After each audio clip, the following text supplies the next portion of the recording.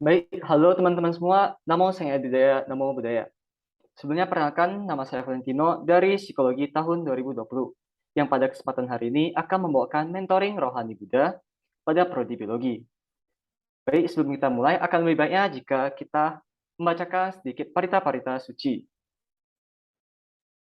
Namo tassa bhagavato arahato sama sambuddhassa. Namo tassa bhagavato arahato sama sambuddhassa. Namo tassa bhagavato arahato sama sambuddhassa. Sampai sata bantus kita ta. Semoga semua makhluk hidup berbahagia. Sadu, sadu, sadu. Baik, kita lanjut. Ada pembahasan yang akan saya bawakan pada kesempatan hari ini, yaitu yang pertama, yaitu pengertian, etika, dan manajemen diri, tentunya menurut pandangan Buddhis. Lalu juga ada dasar etika dan manajemen diri, serta pentingnya etika dan manajemen diri, dan terakhir yaitu etika berkomunikasi. Baik, tanpa basa-basi lagi, mari kita lanjut ke bahasan kita yang pertama, yaitu pengertian etika dan manajemen diri. Apa itu etika dan manajemen diri? Menurut pandangan Buddhis, manajemen diri adalah pengendalian diri terhadap pikiran, ucapan, dan badan jasmani, sehingga sebanyak mungkin melakukan hal yang baik dan sebisa mungkin menghindari perbuatan yang buruk. Di sini yang perlu kita catat adalah pikiran.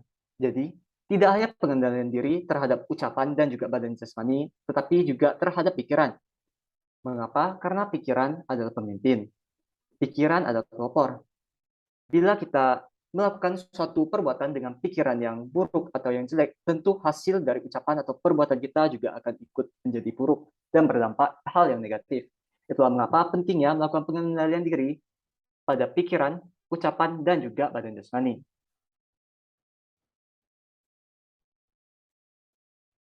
Selanjutnya ada dasar dari etika dan manajemen diri menurut pandangan Buddhis.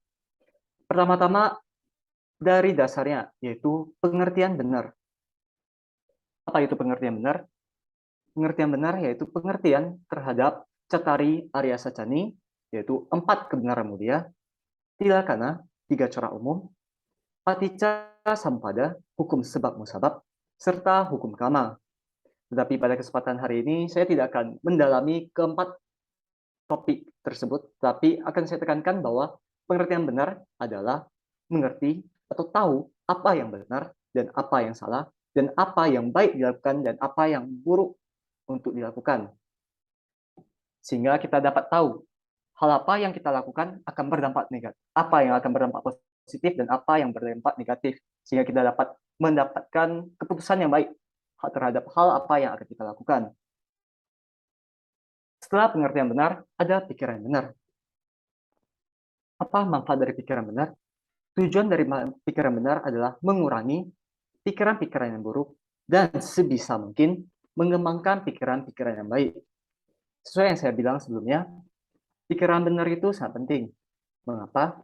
Karena sebelum kita mengucapkan sesuatu, sebelum kita melakukan suatu perbuatan melalui badan jasmani, pertama-tama yang terlintas adalah melalui pikiran benar. Adalah melalui pikiran. Dengan pikiran yang benar atau pikiran yang baik, positif, tentu ucapan atau perbuatan yang kita keluarkan, yang kita perbuat akan ikut positif. Sebaliknya, apabila pikiran kita sudah buruk terlebih dahulu atau beranggapan negatif, maka ucapan atau perbuatan yang kita keluarkan juga akan lebih condong ke sisi yang negatif. Yang sesuai pada syair Dhammapada bab 1 syair 1 yang berbunyi, pikiran adalah pelopor dari segala sesuatu, pikiran adalah pemimpin, pikiran adalah pembentuk. Bila seseorang berbicara atau berbuat dengan pikiran yang jahat, maka penderitaan akan mengikutinya, bagaikan roda pedati mengikuti langkah kaki lembu yang menariknya. Begitu juga dengan Dhammapada bab 1 syair 2 yang berbunyi, pikiran adalah pelopor dari segala sesuatu. Pikiran adalah pemimpin, pikiran adalah pembentuk. Bila seseorang berbicara atau berbuat dengan pikiran yang murni, maka kebahagiaan akan mengikutinya, bagaikan bayang-bayang yang tak pernah meninggalkan bendanya. Melalui dua syair dan mapada tersebut, dapat kita ketahui bahwa pikiran adalah segala sesuatu. Pikiran pemimpin, pikiran juga yang membentuk. Jika kita sudah berpikiran yang negatif atau berpikiran yang jahat, maka hal yang kita bicarakan atau yang buat tentu akan lebih cenderung ke sisi yang negatif dan juga menghasilkan dampak atau efek yang buruk juga bagi diri kita. Begitu juga sebaliknya, jika pikiran kita positif, baik, dan benar, murni, maka hal yang kita ucapkan, hal yang kita perbuat tentu akan lebih condong ke sisi positif, sehingga juga akan memberikan dampak atau hasil yang positif juga pada diri kita.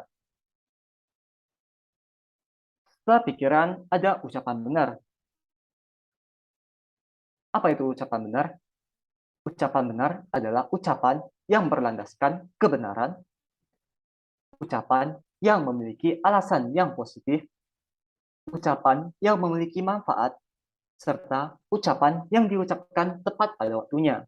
Sehingga akan lebih baik jika kita mengucapkan sesuatu berdasarkan keempat kriteria tersebut dan menghindari untuk melakukan kebalikan dari keempat kriteria tersebut.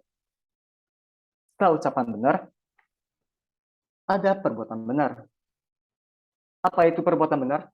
Teman-teman di sini seharusnya pernah mendengar mengenai Pancasila Buddhis yang berbunyi, aku bertekad melatih diri untuk menghindari pembunuhan makhluk hidup.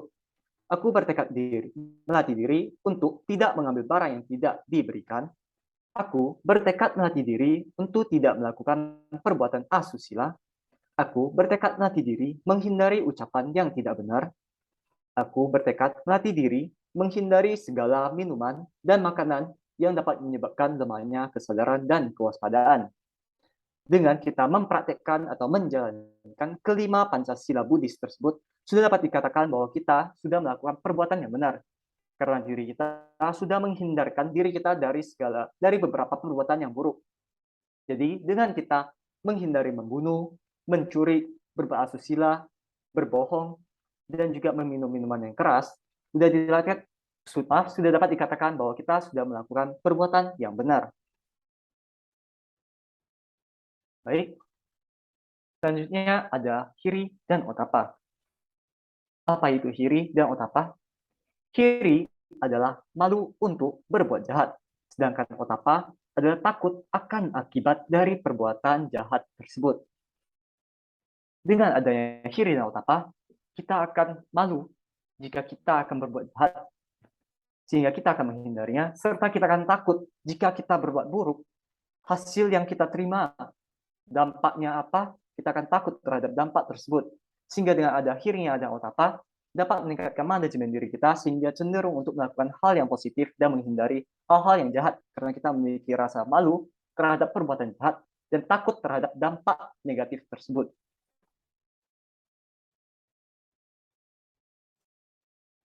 Nah, setelah kita membahas dasar dari etika dan manajemen diri, tentu kita harus tahu mengapa etika dan manajemen diri itu penting.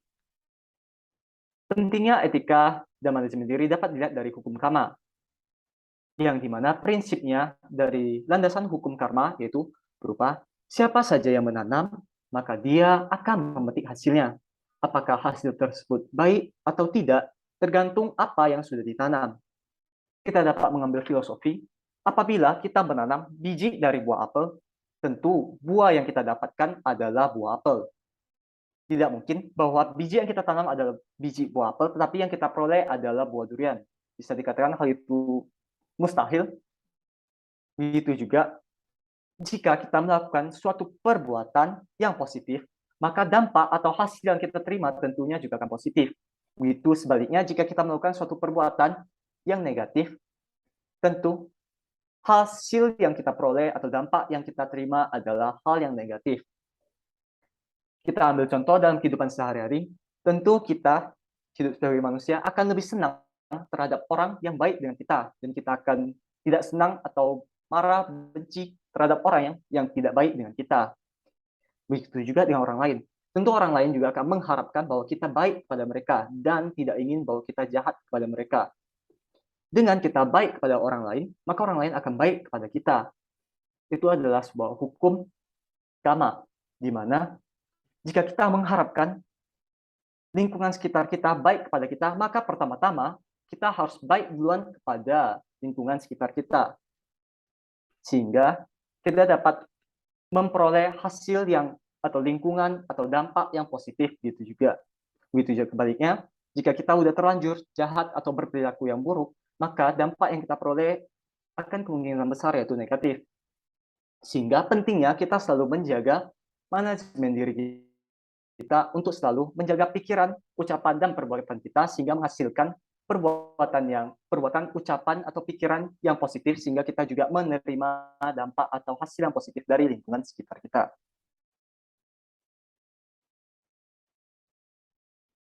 Terakhir ada etika berkomunikasi. Berkomunikasi tentu saja tidak lepas atau tidak jauh dari ucapan. Sesuai yang sebelumnya saya pernah bahas, ucapan benar. Ucapan benar adalah ucapan yang berlandaskan kebenaran, memiliki alasan yang positif, memiliki manfaat, serta ucapan yang diucapkan tepat pada waktunya.